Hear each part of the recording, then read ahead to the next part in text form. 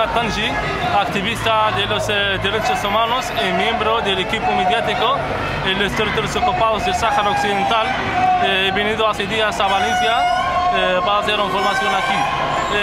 Yo voy a hablar de la situación de los derechos humanos después de la resolución 2099 de las Naciones Unidas sobre el Sáhara Occidental y sobre las marchas y las manifestaciones donde salieron miles de saharauis a las calles de ciudades ocupadas, en Layún, Ismara, el Pojador, el Dakhla.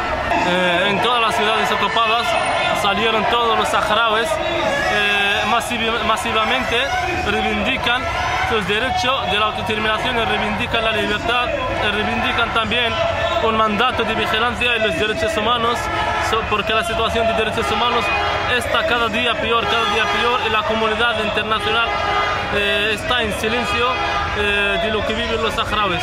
Y después de esas marchas, después del éxito de la lucha pacífica del pueblo saharaui, de la que llegó a todo el mundo y ha visto lo que está pasando allí, de violaciones de derechos humanos cometidas por el ocupante marroquí, ya han empezado las represalias de la ocupación marroquí como siempre.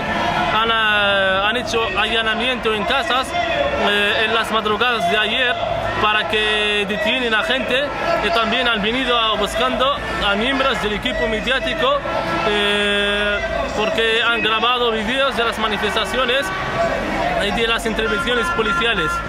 Pues eso significa que el éxito del equipo mediático, que ha podido mandar el mensaje y que ha intentado romper el cerco mediático de lo que está sucediendo en los territorios ocupados. Pues todavía hay un cerco militar informativo en los territorios ocupados. Pedimos a la comunidad internacional, todas las organizaciones internacionales, que ayuden al pueblo saharaui para que rompa el bloqueo en los territorios ocupados y para que también que tengan los saharauis un mandato de vigilancia de derechos humanos, y también para que tengan el objetivo oficial, esta autodeterminación del pueblo saharaui. Y muchas gracias.